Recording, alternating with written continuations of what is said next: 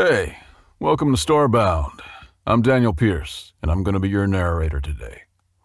Nearly 500 supporters get early access to our stories. That's including Sunspire Academy and Frarian and Rimiki. If you would like to unlock early access and support our new episodes and series, tap join below and become a Starbound member today.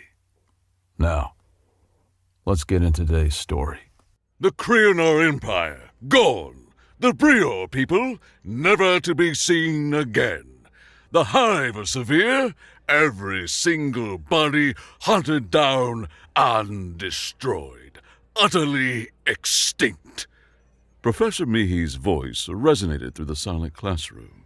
Students of various species sat motionless as he pressed the side button of his glasses, changing the slide projection on the wall behind him.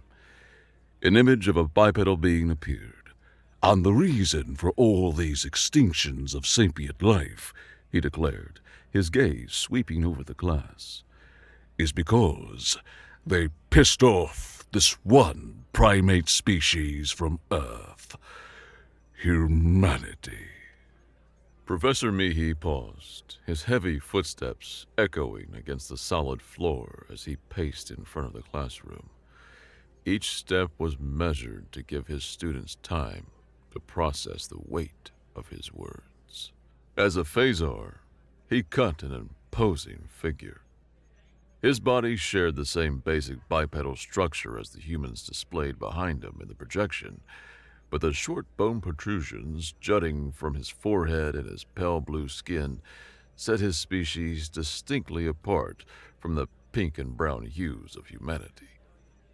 At nearly 6 feet tall, he towered over most of his students, using his presence to command attention as much as his words. In the front row, a red-winged student named Guido didn't even wait for acknowledgement before shooting up one crimson appendage. "Are humans evil, then?" he blurted out, his voice filled with alarm. "If they've exterminated so many kinds of self-aware life forms, what else could they be?" Mihi's amber eyes surveyed the classroom, taking in the cascade of reactions that Guido's question had triggered. At the back of the room, where the aquatic species sat in their specialized tanks, he noticed the telltale streams of bubbles rising more rapidly than usual, a sign of interest they couldn't contain despite their attempts at stoicism. His gaze moved methodically to the cluster of furred species occupying the middle section of the classroom. There, he found their unofficial leader, Creon, a Balorian with silver-streaked fur, pretending to examine his datapad with exaggerated interest. Yet, Creon's ears, standing at full attention and swiveling slightly toward the front, betrayed his genuine engagement with the topic. Even the usually unresponsive scaled students, the Saurians, who prided themselves on their emotional control, shifted in their seats, breaking their minutes-long sequence of perfect reptilian stillness. The professor let the silence stretch for another heartbeat before finally responding. "Evil," he said, rolling the word around as if tasting it, "is not the term I would use to describe humanity." He resumed his pacing, hands clasped behind his back. "Merciless, however, that is a word I am willing to associate with him." "But surely," began a chittering voice from the middle rows. It belonged to the only insectoid student. "merciless in the systematic elimination of an entire species equates to evil?" Mihi's lips curved into what might have been a smile. "I wouldn't say that. To understand humanity's capacity for extinction-level retribution, you must first understand their history. A history written in blood, violence, and an almost pathological need for justice, or what they perceive as justice." He touched his glasses again, bringing up a timeline of Earth's history. Professor, interrupted a melodious voice, one of the avians from the middle section, from the same red-feathered species as Guido. Many species have violent histories. Why should human violence be particularly noteworthy, and why didn't the Council stop them from eliminating 3 other species? An excellent observation, Mihi acknowledged, turning slightly to face the speaker. At the time, the Council reviewed each of the incidents and concluded that the human actions were in response to extreme provocation. Another student, a black-furred Vassarian, raised a claw. But killing 3 other species, isn't that too much? Is it Kree? Mihi deliberately replied with another question. He gazed slowly, surveying the classroom. The students fell silent again, processing this unusual question. Guido, apparently unsatisfied, pressed further. But Professor, I'm still not convinced this justifies the extinction of 3 sapient species. Krasta, the reptilian female sitting 2 rows behind Guido, added her voice to the chorus. I agree with Guido. The humans must be evil if they eliminated so many sapiens. A response to provocation isn't justification. It's further evidence of their malevolent nature. Even Creon finally looked up from his datapad, his deep voice rumbling through the classroom. Professor Mihi, with respect, you seem to be making excuses for a species that has proven itself capable of the ultimate crime, complete genocide. Not once, but 3 times. How is this anything but evil? Professor Mihi's reaction surprised them all. He laughed. Not the condescending chuckle of a teacher faced with ignorant students, but genuine, appreciative laughter. Excellent. All of you. He gestured broadly at the class. You're not what the humans would call sheep. Those who blindly believe all authority. You're thinking critically, challenging the narrative. That's exactly what aspiring scholars should do. The students exchanged glances, surprise evident in various forms across the diverse physiologies. Their professor's unusual reaction to being challenged had thrown them off balance. Very well, Mihi continued, his expression growing more serious. You want to understand why I don't consider humanity evil, despite their role in 3 extinctions. Then, let me tell you the tales of each species.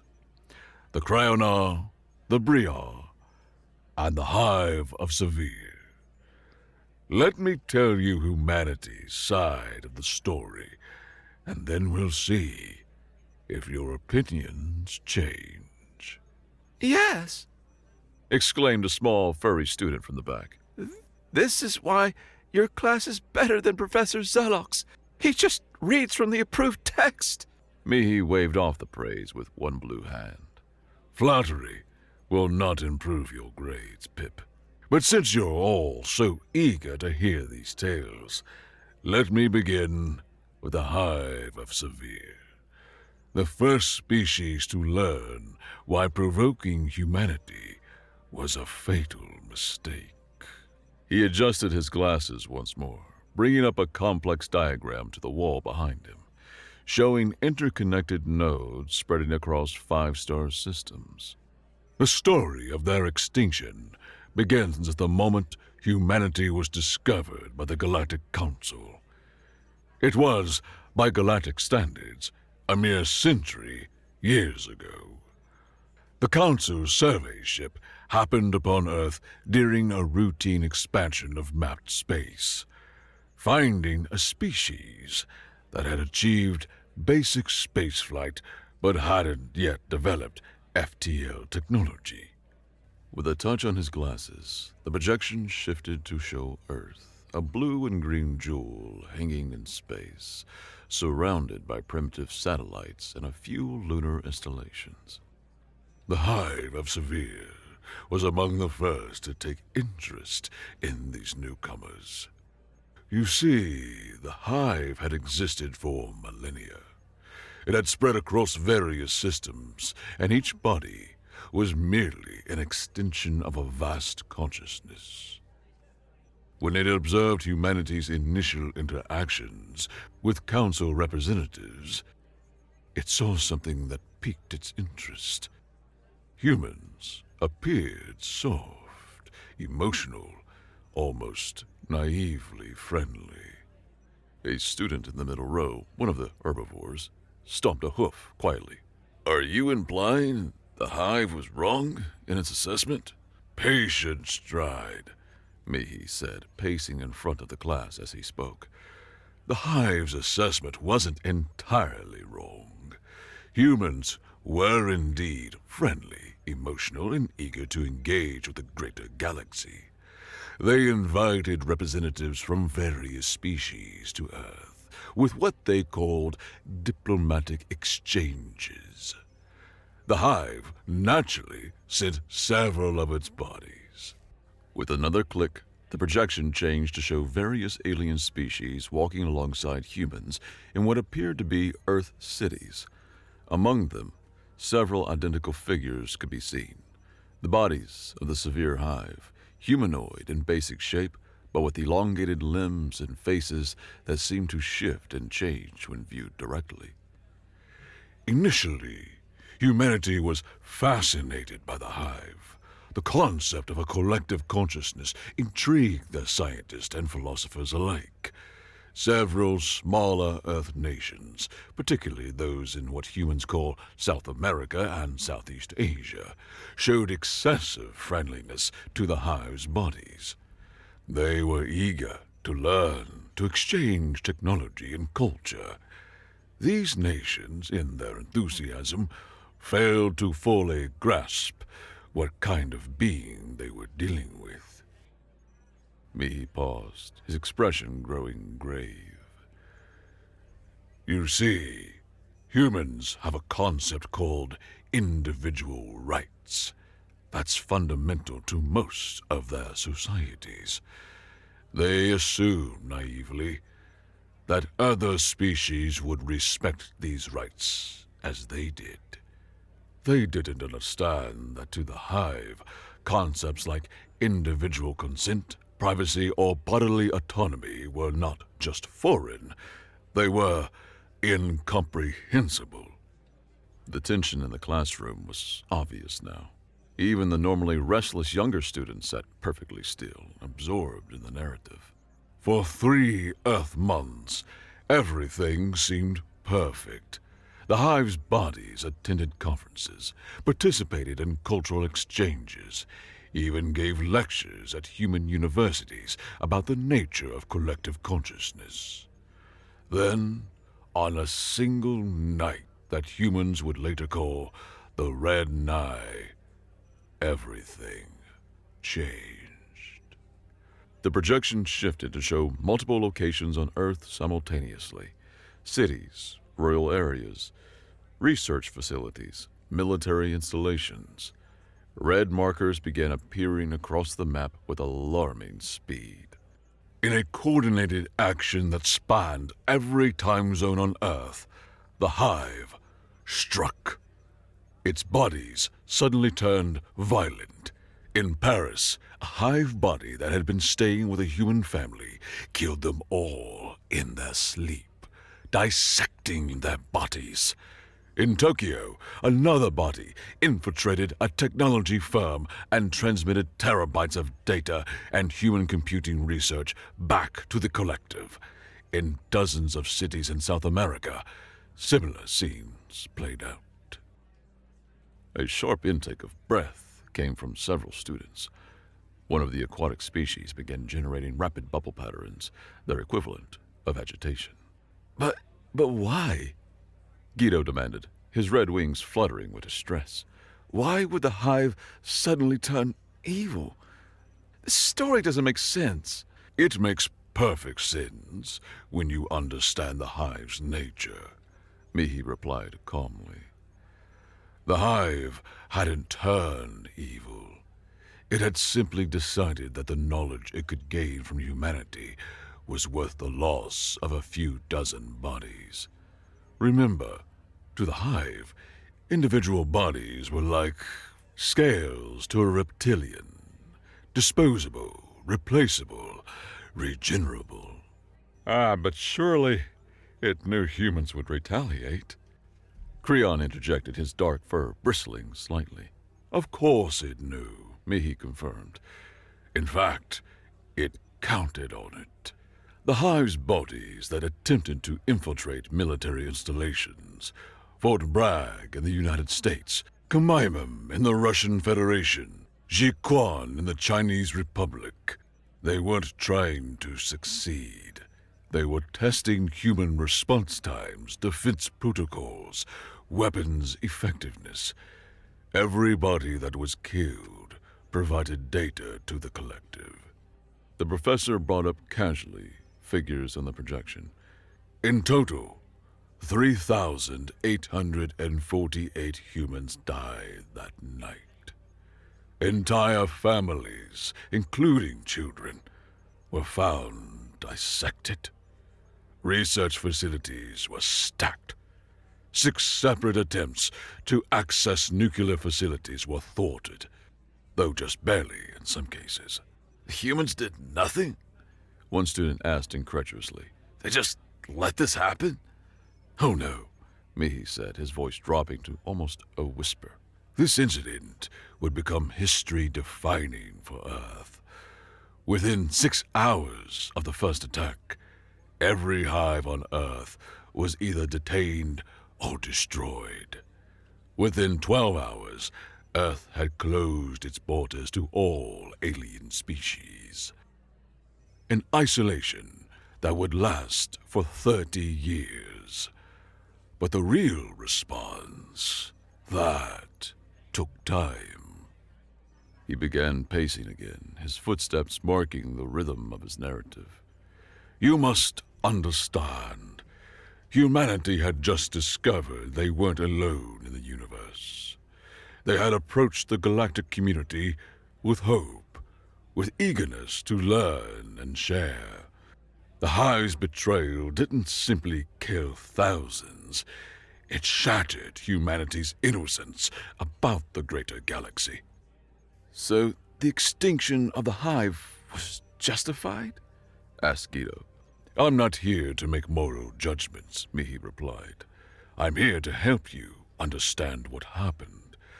The question you should be asking is, how did a species that had just achieved basic spaceflight manage to drive an ancient collective consciousness to extinction? The students leaned forward, almost as one, even the typically aloof Saurian showing clear interest. Humanity did what humanity does best. They learned and weaponized. Every major nation on Earth pooled their resources into something they called Project Babel. Their goal was simple: understand the hive psionic network and find a way to turn against itself. But psionic manipulation requires generations of study, Protested one of the physically gifted species in the back. Even we, the Mentari, took centuries to develop our basic abilities. And yet, Mihi said, with something approaching admiration, humans managed it in just under a decade. They discovered that while they had no natural psionic abilities, they could build machines that could interfere with psionic fields. More importantly, they discovered that the hive's great strength, its unified consciousness, was also its ultimate weakness. The projection showed a complex web of interconnected nodes, each representing a body. The hive's consciousness operated like a vast network. Each body, a terminal connected to a central core that existed partially in what humans termed subspace. The humans realized that if they could inject the right kind of virus into this network, They could make the bodies attack themselves. added one of the physically gifted students. precisely, but not just attack, they could make everybody, everywhere, simultaneously experience whatever they wanted. The humans called their weapon Mindbreaker, and when they deployed it, The professor walked to the side as the projection showed the node network suddenly flashing red, connections severing, nodes going dark in a cascade that spread across the entire web in seconds. every body of the hive, across more than 10 systems, experienced the same thing at the same moment. The command to self-terminate, as if the core node were sending a legitimate command to them. The bodies eliminated themselves simultaneously. It happened so fast that no other species saw it coming or even had the chance to prevent the extinction. The classroom was utterly silent. Even the constant noise of the atmospheric processors seemed to have quieted. Within a standard galactic day, the Hive of Sever, a consciousness that had existed for over 12,000 years, was declared extinct. Not a single body survived. The psychic scream of its death was felt by every psionic species in the galaxy, a warning that still echoes through subspace itself. And the Council? Stride asked, his voice barely above a whisper. What did they do? Nothing, Mihi replied simply. What could they do? Humanity had not violated any Council laws. They had retaliated against an unprovoked attack and responded with a single use of a new type of weapon that had not been regulated yet. But more importantly, the established psionic species, those who had always considered themselves superior to mundane species, suddenly found themselves terrified. If humans could destroy the hive with no natural psionic abilities of their own, what else could they do? The following years saw a marked change in galactic politics. Mihi continued. Psionic species that had been proud, even arrogant, became quiet and cautious. None wanted to draw humanity's attention, to become the next target of his new weapon. Guido slowly raised a wing again. Professor, I think I understand now. The hive's extinction, humanity was defending itself. The hive struck first, killed their children. But the Cryonar Empire, that's different, isn't it? Unlike the hive, not all Cryonar could be blamed for whatever incident occurred with humanity. They were individuals, not a collective. How could humans justify killing them all? Mihi's expression grew even more serious, if that was possible. Now you're asking the right question, Guido. The tale of the Cryonar Empire is indeed different, in many ways more troubling. You see, where the hive's destruction was a clear case of self-defense, the Cryonar, well, that's where the word merciless truly applies to humanity. Professor Mihi took a deep breath, the sound audible in the hushed classroom. His amber eyes swept across his students once more, taking in their varied reactions to the tale of the Sever hive. Guido sat with his red wings pulled tight against his body, a defensive posture common to his species when processing disturbing information. Krasta's scales had shifted to a darker green, and Creon had abandoned all pretense of disinterest. The Balorian sat upright, his silver-streaked fur slightly raised, ears pivoted forward in rapt attention. The Cryonar Empire, Mihi began, his voice more somber now. Their story begins 35 years after the Sever incident, when humanity finally emerged from their self-imposed isolation and began their first deep galactic exploration missions. The projection behind him shifted to show a vast region of space, marked with the remnants of an ancient conflict. Humanity's explorers were drawn to a peculiar area of the galaxy, a graveyard of civilizations where multiple species had annihilated each other millions of years ago. The humans, with their morbid fascination for history and conflict, decided this would be a perfect site for their first major extrasolar colony. Why would they choose such a place? Asked one of the younger students, a small being whose name Mihi hadn't yet learned. Because, Mihi replied, humans have a saying, those who do not learn from history are doomed to repeat it. They wanted to study the ancient battlefield to understand what had driven these civilizations to mutual destruction. So they established a colony on the only habitable planet in the system. A world with a breathable atmosphere, but little else. No native life, no resources beyond basic minerals, just air and a rock, and the ghost of dead empires.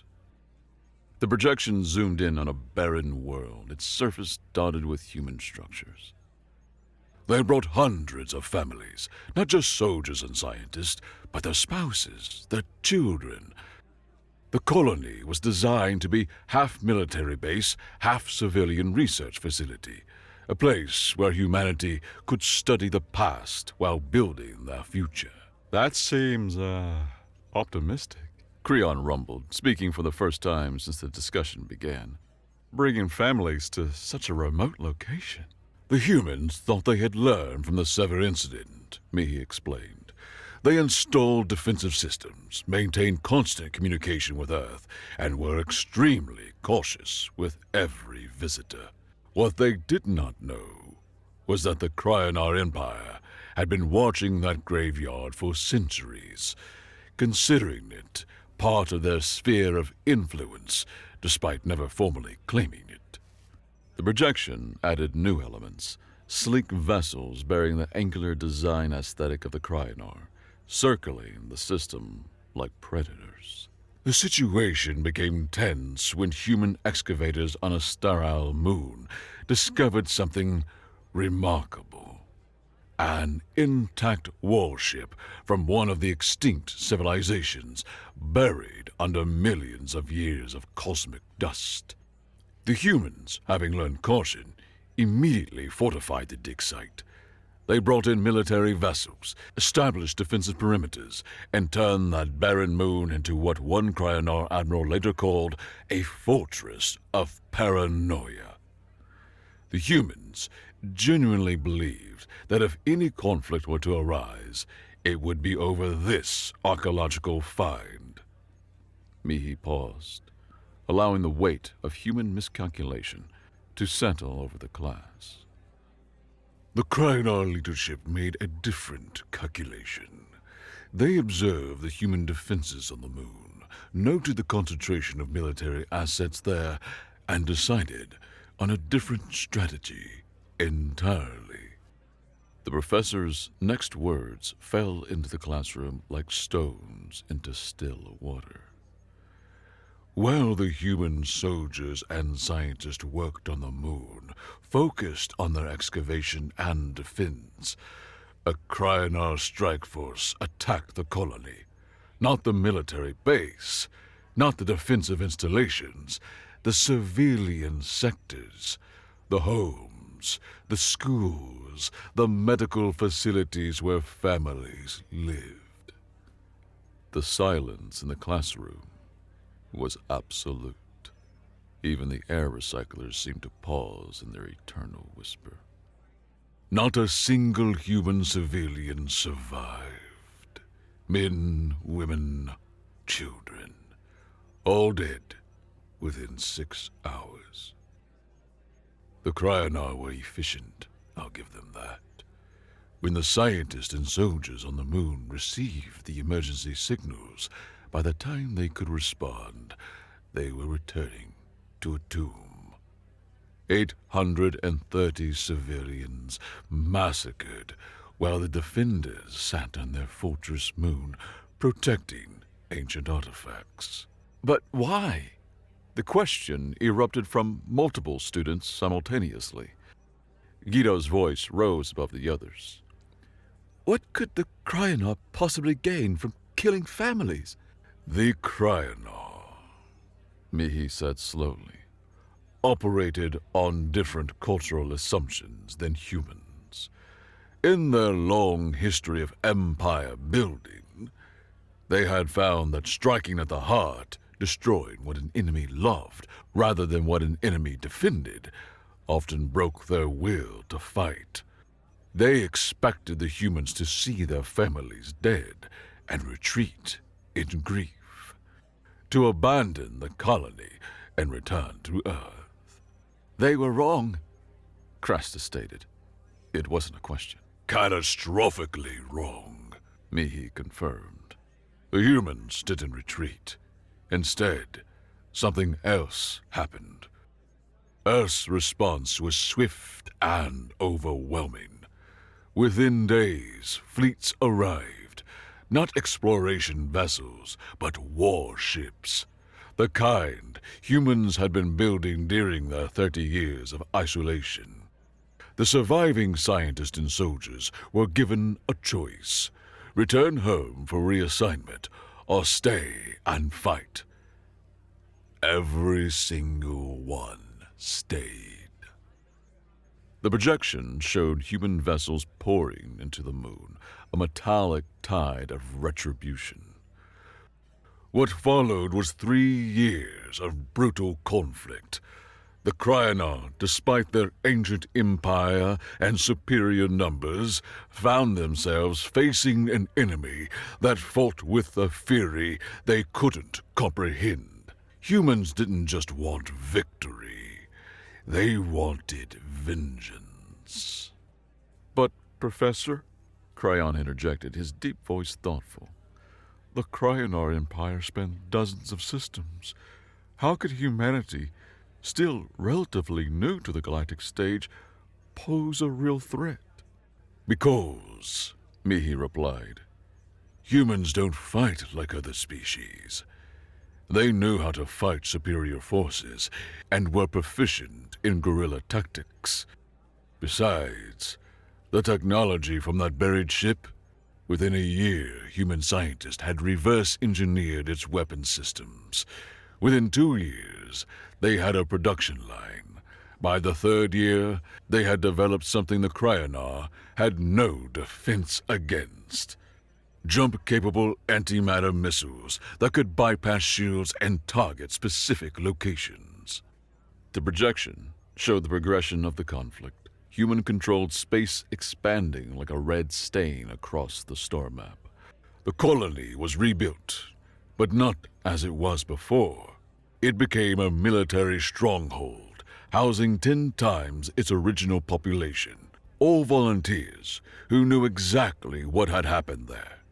And then, in the war's final month, humanity demonstrated their new weapons by launching a precision strike directly at the Cryonar homeworld's military command. The strike was surgical. Only military targets were hit. But the message was clear. Humanity could reach out and touch the Cryonar leadership whenever they chose. Within days, the Empire surrendered unconditionally. Mihi paused, watching confusion ripple across the students' faces. One of the aquatic students finally vocalized what they were all thinking. Bubble speech translated through the classroom speakers. But if the Cryonar surrendered, how did they become extinct? The professor's laugh was short and humorless. I said Earth accepted the surrender. Earth's government, sitting safe in their home system, was satisfied with victory and reparations. But the colony? The soldiers and scientists who had found their families butchered They had different ideas. The classroom atmosphere grew even heavier as Mihi continued. You see, the colony used those 3 years of war to accumulate more than just weapons. They had accumulated wealth from salvage, technology from their excavations, and most importantly, independence from Earth's chain of command. When Earth ordered them to stand down, they simply didn't. They refused a direct order? Stride asked, his forelegs shifting nervously. They declared independence, Mihi corrected. Formed their own government, with the surviving military commanders and lead scientists as their governing council.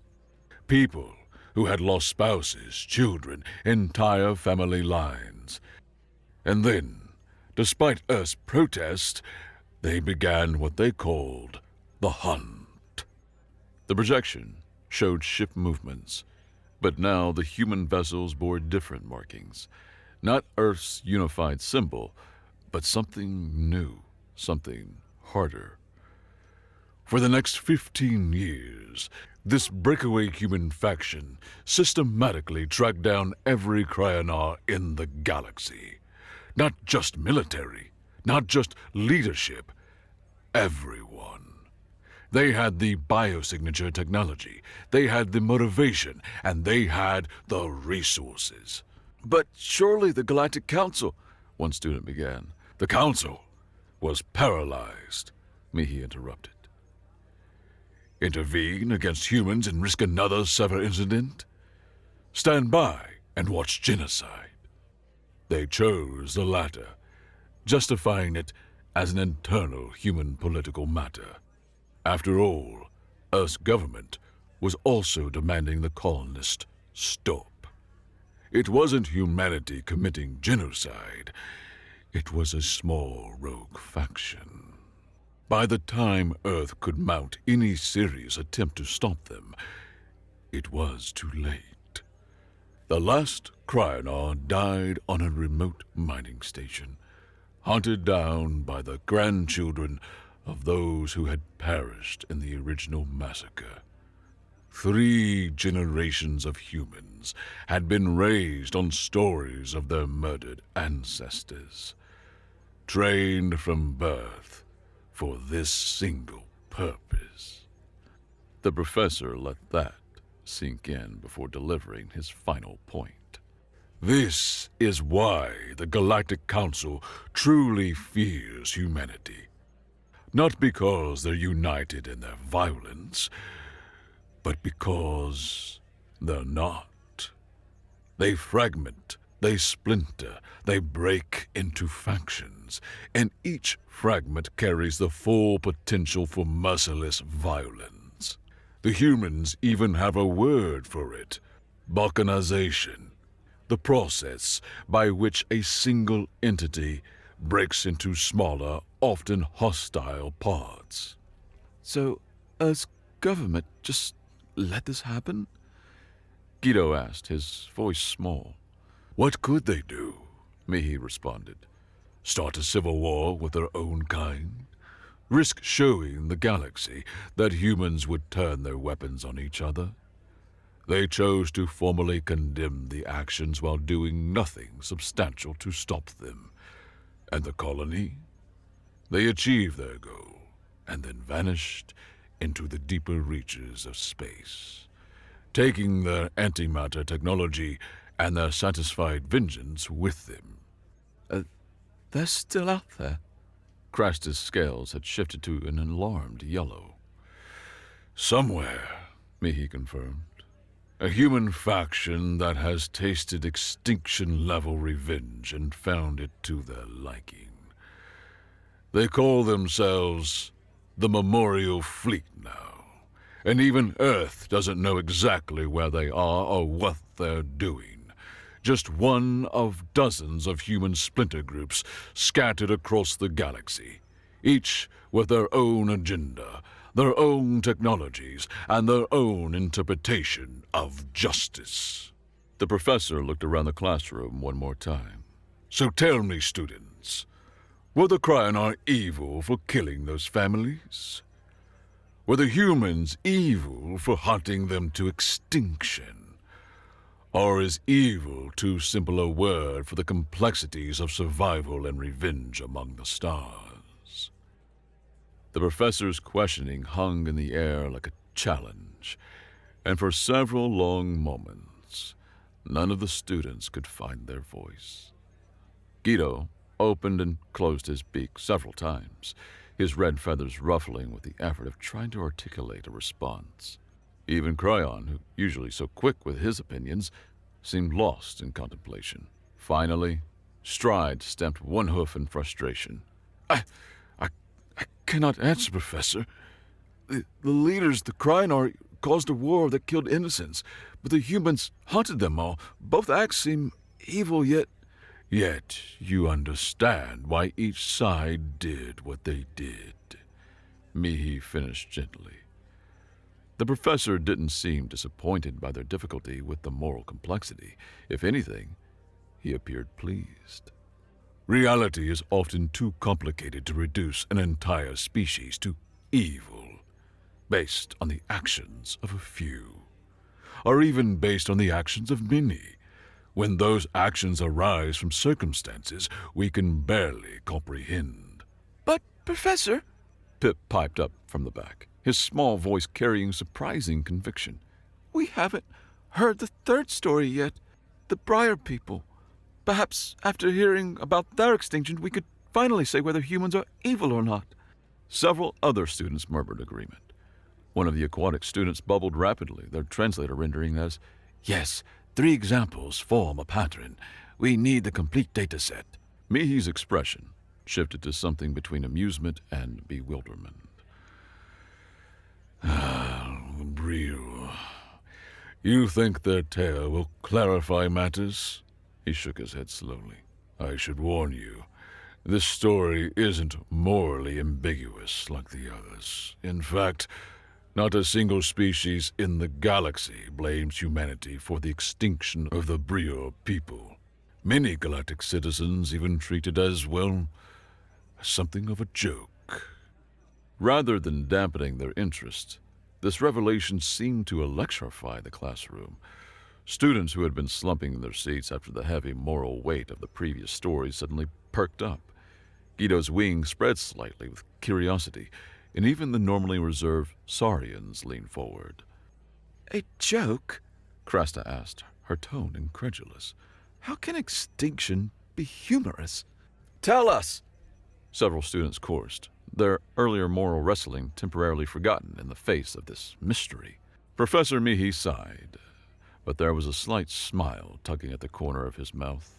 Very well.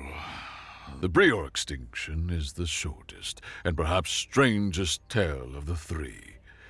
It began when a Brio raiding party decided to kidnap a human child, a young girl named Lisa, age 7, who was visiting a frontier trading post with her parents. The projection showed a grainy security feed of insectoid beings, the Brio, grabbing a small human child during what appeared to be a market day disruption. The Brio were not a major power, Mihi explained. They were scavengers, pirates, operating from a single planet they'd claimed in an uninhabited space. They'd heard humans had paid ransoms for their young and thought this would be easy profit. What they didn't account for was that humans, especially human children, who haven't yet received all their immunizations, carry a bacterial load that would terrify any sensible species. The girl, scared and separated from her parents, did what human children do when stressed. She cried, she sneezed, she coughed. She touched everything with unwashed hands. The Brio, having lived a long time as reclusive pirates, had no immune systems to speak of. The professor paused, watching his students' faces transform from curiosity to dawning comprehension. Within 3 days, the first Brio showed symptoms. Within 5, their entire ship's crew was dead. The ship on autopilot, returned to their home world, carrying the girl and a cargo of corpses. By the time human rescue forces tracked her location 10 days after the kidnapping, they found her alone on a planet of the dead. 20 million Brior, the entire species, wiped out by what humans call the common cold, and various other pathogens that human children carry as a matter of course. The classroom erupted in disbelief. That's impossible, Stride protested. no species could be that vulnerable. You're making this up, Accused one of the younger students. this sounds like a bad comedy sketch. It does, doesn't it? Mihi agreed, his expression serious despite the absurdity of the tale. Yet it's documented, verified, and tragically real. The Galactic Council's investigation confirmed every detail. The Brior's paranoid isolation had left them completely unprepared for exposure to what humans consider harmless childhood illness. The girl was returned to her parents unharmed, unaware that she'd been the inadvertent agent of extinction. She grew up to become a xenobiologist, dedicated to preventing similar tragedies. But that's Guido struggled for words. absurd, ridiculous, like something from a badly written joke. Mihi supplied. Yes, it is. Sometimes life is so unpredictable that it mirrors the worst fiction. The first unintentional extinction, even in council history, caused by a 7-year-old with a runny nose. The students sat in stunned silence, processing this final tale that was simultaneously the most innocent and most complete of the 3 extinctions. A soft chime echoed through the classroom, the signal for the end of the period. Students began gathering their materials, but their movements were slow, distracted. The moral certainty they had sought had been replaced by something far more complex. Professor, Creon asked as he stood. After all these stories, are humans evil or not? Mihi laughed, a genuine, warm sound that filled the classroom. The fact that you still can't answer that question, that's a good thing, Creon. Life isn't always about taking sides. Sometimes the wisest position is to observe from the sidelines, to understand without judging, to learn without becoming involved in complicated matters that have no clean answers. As the students filed out, Mihi heard them debating among themselves, some defending humanity, others condemning them, most simply confused. Guido paused at the door, looking back. Professor, will humans cause more extinctions? Mihi considered the question carefully. Perhaps. Or perhaps other species will learn the most important lesson from these tales. Whatever else you do in this galaxy, whatever conflicts you engage in, whatever resources you compete for, He paused for effect. don't piss off humanity. The young avian nodded thoughtfully and left. Professor Mihi turned back to his projection, looking at the image of Earth still displayed there. Such a small world to have caused such large ripples in galactic history. He began preparing for his next class, wondering if those students, too, would leave with more questions than answers. That, he thought to himself, was the point of education, after all.